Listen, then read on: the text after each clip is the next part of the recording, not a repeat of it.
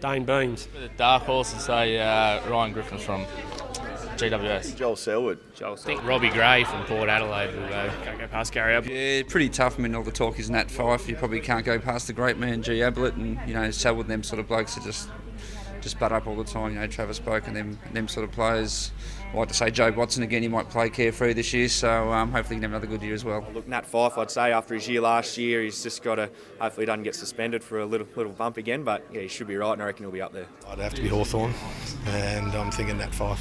No stab in the dark. It'll be Nathan Fyfe as long as he keeps himself clean. So he will win one, and if not multiple Brownlows over the years for sure.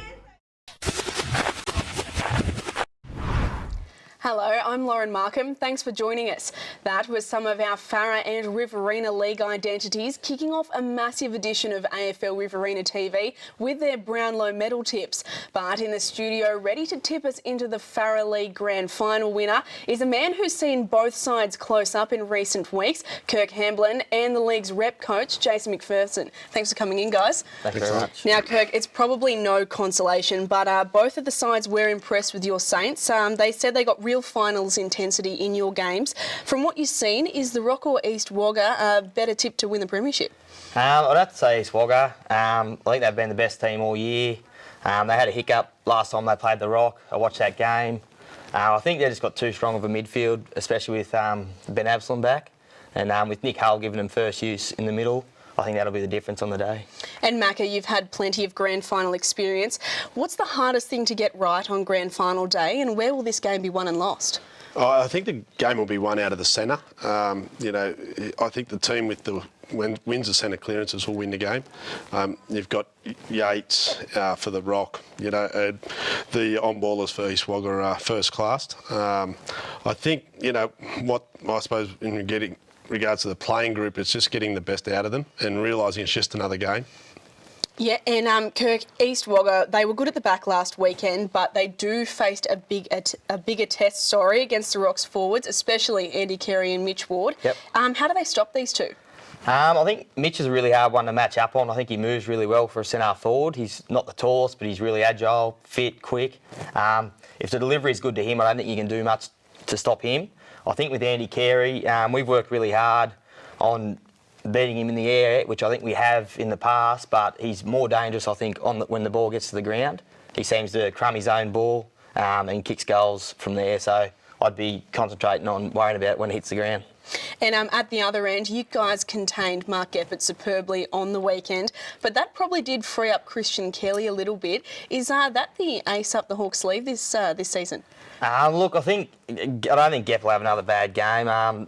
He didn't have too bad of a game, but didn't kick a goal. But I think Christian Kelly just gives him another avenue to go. I think, if East Wagga are going to give themselves a chance, I think Gepp will have to step up. And Macca, Gepp's kicked 117 goals this season, but last week he kind of got a glowing reference from coach Gavin McMahon for leadership and composure in a game when he didn't kick any. You coached him in the rep side. What will he need to bring to Robbo on Saturday? I think he's lethal left foot. Like Kirk said, good forwards don't go scoreless 2 weeks in a row. He brings his A-grade game. He's got experience. He's played at the highest level, as in for the state at the country level. He's played plenty of rep footy, and he's played in premierships in both Riverina and Farah League. So, he needs to bring that left foot out on Saturday. And Kirk, there's some very good midfielders in these two teams, but is the Rocks' real strength their run out of the back line? Oh, definitely. Aidan Ridley, great kick of the football. He kicks out for him. I think that really brought us unstuck. He laces blokes out all day.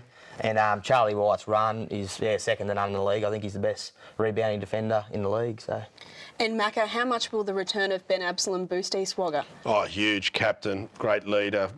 He's super fit, gives outside run, and he'll be cool when it gets a bit hot. In regards to the scoreline. So he provides so much to that football club, and I think that's probably what they lacked last week when the chips were down. Ben Absalom may be the difference come Saturday. Well, guys, before we hear from those two coaches, we'll just find out who you're tipping, by how much, and who you're tipping for best on. Macca? I'm not going to be too popular in the office, but I'm going to go for the Rock, just by 8 points. And I think ex-Albury Tigers player Tom Yates best on ground. And Kirk? I think East Wagga will win by about 3 goals, and I think probably the most underrated player in the league, Nick Hull, will get best on. Our preparation's been pretty solid, and that's been a big change for us from last year to this year. On review from last year's stuff, we sort of knew we had to be more consistent in our preparation from Tuesday to Thursday to warm up Saturday, and therefore the results on a Saturday afternoon. So look, our preparation's been spot on. That wasn't a great week, but we came up against a good side, and it hurts you if you don't get it right.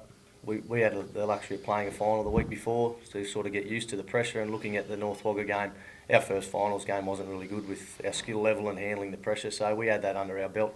So we just had that little step ahead of East Wagga leading into that game. So our preparation probably was a little bit easier that way, just due to playing finals first, and they had the week off. So I just was wrapped with the way that we put things together that we'd been working on all year, and there was only two parts of that game that in our review that we wanted to improve on, and hopefully we can do that this weekend. I think 36 or 37 players play first grade footy for us. We've had we've had Creasy out for a month, we've had Garner out for a month, we've had Aitchinger out for a month, we've had Craig DiPiazza go down in round 2 and didn't play again for the rest of the season. We had Jake Brain go down in about round 3 or 4, coming back from a hamstring from the senior side, and didn't play again for the season. So it's a real credit to particularly to Mark Adams for the work he's done with the boys in the reserves to keep them on the straight and narrow. And when you've got 30 reserve graders on a training track twice a week for most of the season, you're going all right. We've been pretty lucky and managed players this year. Yeah, with injuries we've only been. Yeah, in contrast to Gav, we've only had 2 blokes with season endings, with Drewy Campton just in our pre-season game. He was our centre-half back for the Farah League the last 2 years, so he left a really big hole for us. But being able to have the versatility of Josh Moser back to go back there is great. So with him and Gussie Keogh out, they're going to be hard for them to be watching on the weekend after doing the pre-season and doing the hard work. But we've managed our players pretty well. We've obviously had a few injuries during the year, but they're not the long-term ones. So it's just good to have pretty well as full a list as possible to pick from this week. And our seconds have had a couple of really tight victories and one really close loss in the final. So I think it should be a good battle in both grades. Yeah, it is a bit of a different one, I suppose. Like East Wagga going through undefeated all year, and then you always hear people say, "Oh, they're beatable." Well, they haven't been beaten, so you can't. I didn't like that, people saying that. And then now that we know that we have beat them, that is definitely a confidence boost for us. But we know, and we've really spoke about over the last couple of weeks, that it's going to be a completely different game this week. Grand final, we were good on the day 2 weeks ago, which was great. We know we can perform on the big stage, but it's going to be a step up again, being a grand final, and East Wagga being the best side all year. Okay, they're going to be coming back with a lot different to what they did on that day. So, they had the week off prior to that, and we put down we're the last round off this year too. So I think we've both had pretty similar preparations this year, playing the same amount of finals games. So I think it's going to lead up to being a really good game this weekend. I just look at, again, our preparation, our execution.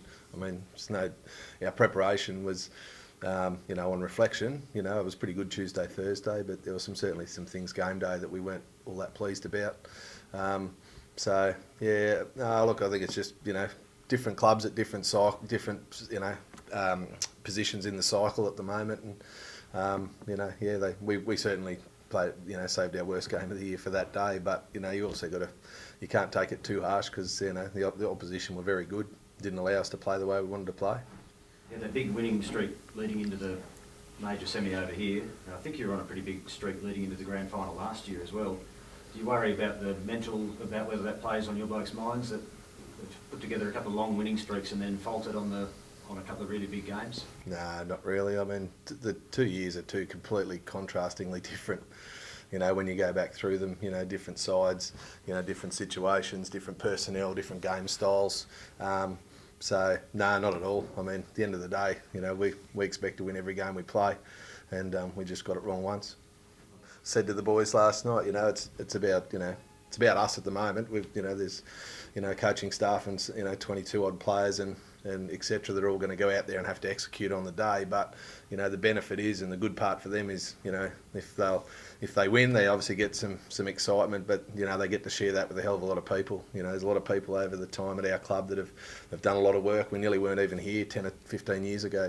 So the club was able to manage and survive through that, which was fantastic. And there's a lot of people done a lot of hard work over a long time.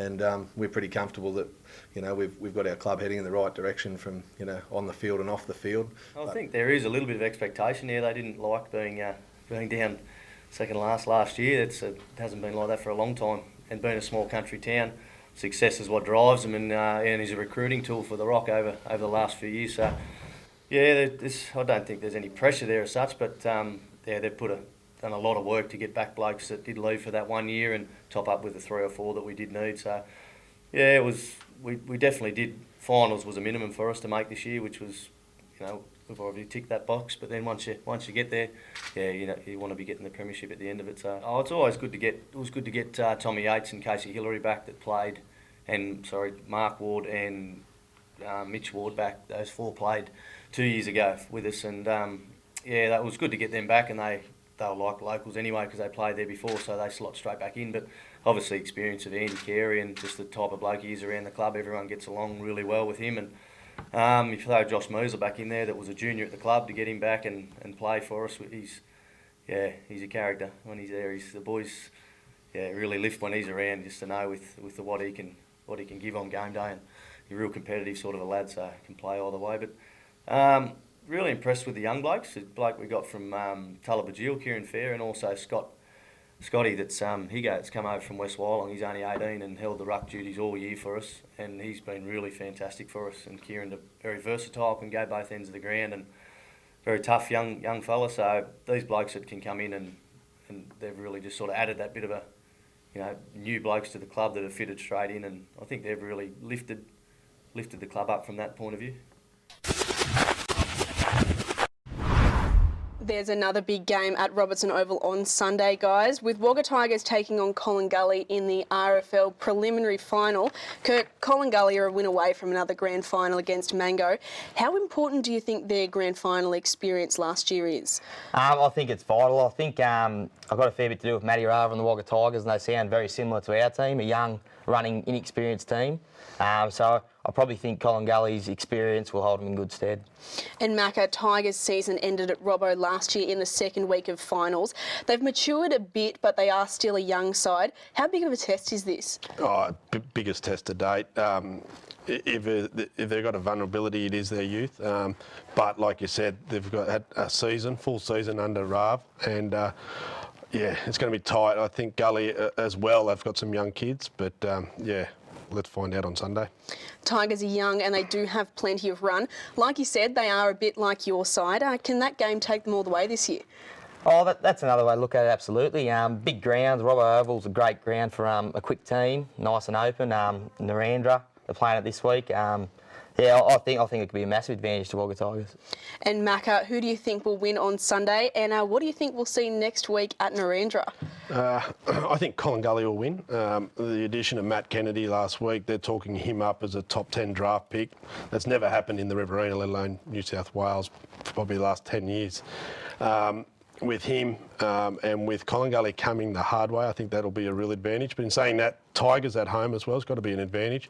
But I can see Collingullie pushing through, playing Mangapla, 2 open, fast, classy teams. It'll be a spectacle, and can't wait for a fortnight's time. Thanks for joining us, guys. Enjoy the grand finals, and Kirk, best of luck with the Saints next year. Thanks very much. Thanks.